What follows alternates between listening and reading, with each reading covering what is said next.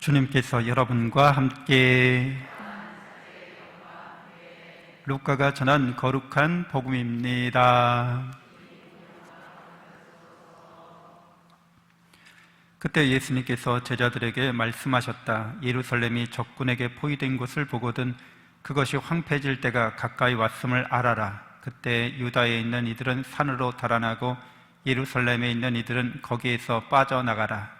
시골에 있는 이들은 예루살렘으로 들어가지 마라. 그때가 바로 성경에 기록된 모든 말씀이 이루어지는 징벌의 날이기 때문이다.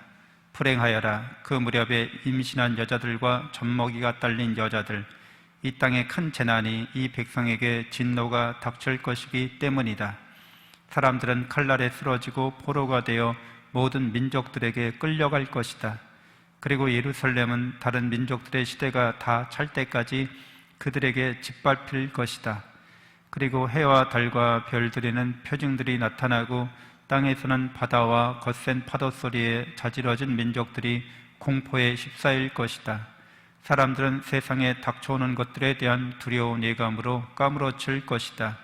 하늘의 세력들이 흔들릴 것이기 때문이다. 그때 사람의 아들이 권능과 큰 영광을 떨치며 구름을 타고 오는 것을 사람들이 볼 것이다. 이러한 일들이 일어나기 시작하거든 허리를 펴고 머리를 들어라. 너희의 속량이 가까웠기 때문이다. 주님의 말씀입니다. 그리스도님 참여합니다. 찬미 예수님, 네, 오늘 요한 묵시록의 이야기가 루카 복음서에서도 비슷하게 분위기나 맥락이, 문체라고 하죠. 스타일이 비슷하죠. 세상의 종말에 관련된 이야기입니다. 세상의 종말에 관련된 이야기는 우리 개인의 종말과도 직접적으로 연결되어 있죠. 종말에 일어난 일들은 큰 환난과 또 역경과 시련을, 고통을 가져다 줍니다. 그리스도인들에게 있어서 오늘 요한 묵시록에서 어린 양의 혼인잔치에 초대받은 이들은 행복하다고 기록하여라, 이렇게 말씀하고 있어요. 우리 그리스도인들이 예수 그리스도의 고난, 그분의 죽으심, 그분의 부활의 이 사건이 어린 양의 혼인잔치라는 것을 알게 됩니다. 그러니까 사랑의 약속인 거죠. 여러분, 혼인 계약을 하죠. 혼인 서약을 합니다. 그것처럼 하느님과 인간 사이에 사랑의 약속이었던 거예요. 예수님의 십자가 죽음과 부활의 사건이 하느님께서 우리를 사랑하셔서 우리 죄인들을 찾아오신다는 거죠. 그리고 죄인들을 죄에서 해방시키신 다음에 당신 사랑 안에 머물게 하신다는 거죠. 우리는 고난과 고통과 역경을 피하려고 하지만 운명적으로 맞닥뜨릴 때가 있습니다.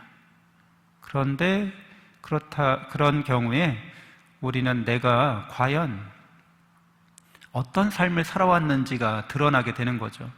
무엇을 추구하면서 살아왔는지가 이렇게 드러나게 됩니다. 우리 죄로 말미암은 고난과 고통, 환난일 경우가 있습니다. 내가 하나님의 뜻에 따라서 순종하지 않고 하나님을 떠나서 살아온 결과가 이렇게 고난과 역경과 혼란으로 나에게 닥쳐오는 거죠. 근데 그런 것들을 당할 때 우리는 이제 진실해지는 거죠. 이제 솔직해지는 겁니다. 더 이상 감추고 자시고 할 수가 없다는 거죠. 그래서 그럴 때 우리는 더 하나님을 만나기가 쉽습니다. 기도도 더 진실하고 절실하기 때문에 이제 자신의 어리석음과 자신의 나약함과 부족함을 하나님께 고백드리고 하나님께 온전히 순종하려는 마음의 자세와 태도를 갖출 수 있게 됩니다. 그러면 이제 구원의 길이 열리게 되는 거죠. 그리고 그렇게 죄로 말미암은 고난과 고통이 아니라 사랑으로 말미암은 고난과 고통이 있을 수 있습니다. 예수님께서는 우리 죄를 위한 고난을 겪으시는 거죠. 죄 없으신 분이. 그 죄 없으신 분이 당하는 고난은 우리를 위한 사랑의 고난이었던 거죠. 희생이었던 거죠. 그것처럼 우리들도 내 죄와 상관없이 고난을 당할 수 있습니다.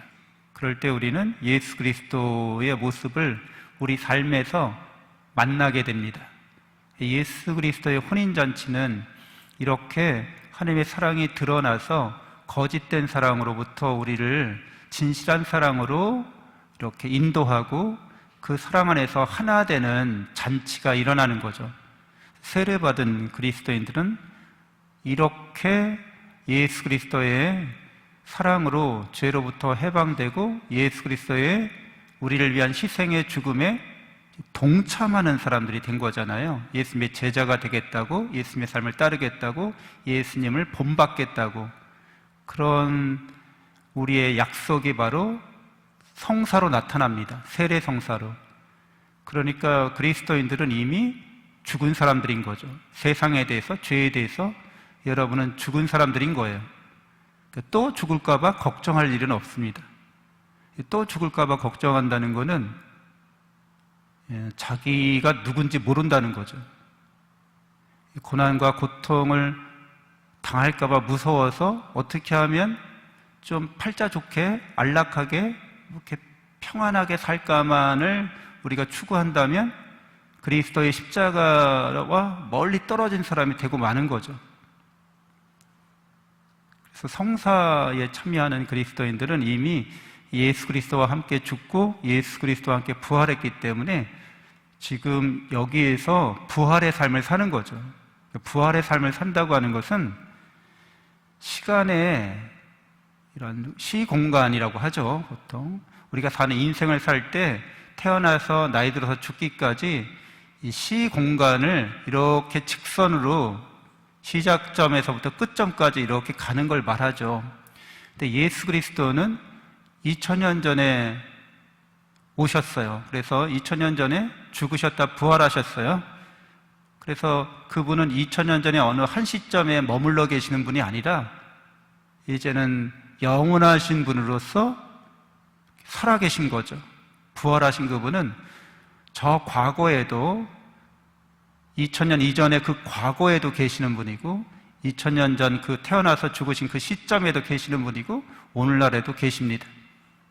그 그리스도를 믿는 신앙인들은 마찬가지인 거예요. 마찬가지입니다. 우리의 과거에도 우리는 여전히 부활하신 예수 그리스도의 사랑으로 우리의 과거를 성찰하는 존재가 된 거죠. 그리고 지금 이 시점에도 부활하신 예수 그리스도의 사랑으로 그 은총 안에 머물고 있는 사람인 거죠. 미래 어느 시점에 우리가 죽을 때도 그 시점이 있겠죠. 거기에서도 여전히 우리는 하나님의 사랑받는, 은총받는 존재로서 존재하고 있는 겁니다. 영원한 생명과 영원한 행복을 지금 여기에서 받아 누리고 있는 사람들이 바로 그리스도인들입니다. 그래서 어린 양의 혼인잔치에 초대받은 사람들은 하나님이 주신 행복을 받아 누리는 사람들이 됩니다. 살면서 우리가 어떤 역경과 시련을 당하고 고난을 당하고 할 때 마치 그것이 가장 크게 다가오고 지나가지 않을 것처럼 여겨지는 그런 느낌을 받죠. 그러나 그런 것은 도대체 있지를 않습니다. 하나님의 사랑만이 영원하고 하나님의 사랑만이 지나가지 않는 것입니다.